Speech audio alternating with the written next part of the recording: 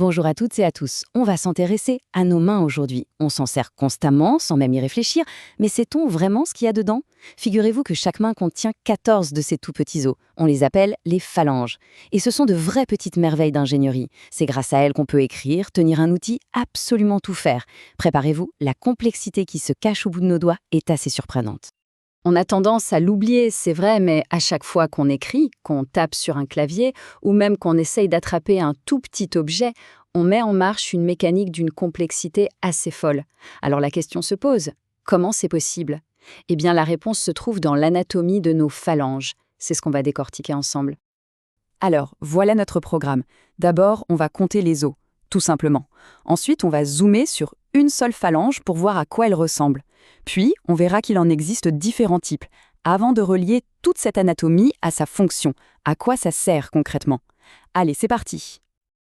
Première étape, de quoi sont faits nos doigts exactement? Contrairement à ce qu'on pourrait croire, un doigt, ce n'est pas un seul os, un seul bloc rigide. Non, en fait, c'est une sorte de chaîne de plusieurs petits os bien articulés. Et le nom scientifique pour ces os, c'est phalange. Ça vient du grec et à l'origine, ça désignait une formation de soldats en ligne. L'image est plutôt bien trouvée, non? Et pour chaque doigt, que ce soit l'index, le majeur, l'annulaire ou l'auriculaire, le chiffre à retenir, c'est 3. Chacun de ces doigts est composé de 3 phalanges bien alignées.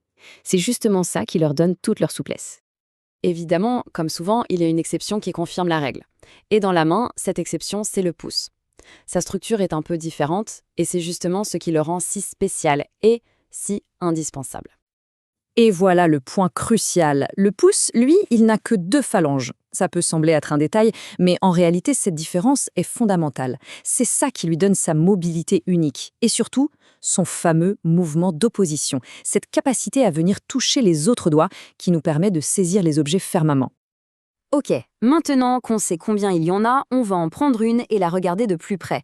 À quoi ça ressemble un os si petit mais si essentiel? Même si elle est toute petite, une phalange a la structure classique d'un os long. On peut la découper en 3 parties. D'abord, la base, c'est ce qui forme l'articulation du côté de la paume. Ensuite, le corps, la partie principale, tout en longueur. Et enfin, la tête, qui forme l'articulation de l'autre côté. Regardons ça en détail. La base, donc, c'est l'extrémité la plus proche de la paume. Elle est conçue pour s'emboîter à la perfection. Elle est creusée, un peu comme un petit bol, pour accueillir la tête bien arrondie de l'os qui vient avant. C'est ce design super ingénieux qui crée l'articulation et qui permet le mouvement. Le corps, lui, c'est la partie centrale, la plus longue. Et ce qui est vraiment intéressant, c'est sa forme. Il est un peu incurvé, légèrement concave du côté de la paume. Et ça, ce n'est pas un hasard. Ça crée une sorte de gouttière, un petit tunnel pour protéger les tendons qui nous permettent de plier les doigts. Et pour finir, on a la tête. L'autre bout, le plus loin de la paume. Sa forme, c'est vraiment la clé pour comprendre le mouvement de nos doigts. Imaginez une toute petite poulie, c'est exactement ça. En anatomie, on appelle ça une trochlée. Et cette forme de gorge va guider l'os suivant parfaitement, un peu comme une corde sur une poulie, pour être sûr que nos doigts se plient et se déplient de manière stable, sans partir dans tous les sens. Bon, l'anatomie d'une seule phalange, c'est plus clair.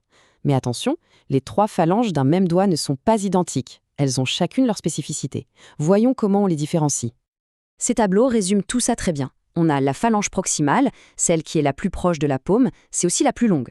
Après, on trouve la phalange moyenne ou intermédiaire, et on se souvient, c'est celle-ci qui manque au pouce. Et enfin, tout au bout du doigt, on a la phalange distale, la plus petite, celle qui soutient notre ongle. Voilà, on a vu le nombre, la forme, les différents types. Il est temps de mettre toutes ces pièces du puzzle ensemble pour répondre à notre question du début. À quoi ça nous sert tout ça concrètement? Eh bien, toute cette architecture complexe permet en fait 3 actions fondamentales. D'abord, la flexion, c'est le simple fait de plier les doigts. L'extension, c'est le mouvement inverse pour l'étendre. Et puis surtout la préhension fine, cette capacité assez incroyable à manipuler de tout petits objets avec une précision quasi millimétrique. Le point essentiel à retenir, c'est que la vraie magie, elle vient de la combinaison de tout ça. Ce n'est pas un seul os qui fait le travail, mais c'est bien l'assemblage hyper précis des 14 phalanges de chaque main qui nous donne cette dextérité incroyable. Une caractéristique qui a été d'ailleurs fondamentale dans l'évolution de l'être humain. La prochaine fois que l'on attrape un stylo ou qu'on envoie un message, ça vaut le coup de prendre une seconde pour penser à toute la mécanique qui s'active. Ces gestes qui nous paraissent si simples sont en fait le résultat d'une sophistication extraordinaire. On a littéralement une merveille d'ingénierie au bout des doigts. Merci beaucoup d'avoir suivi cette présentation et à très bientôt pour de nouvelles découvertes.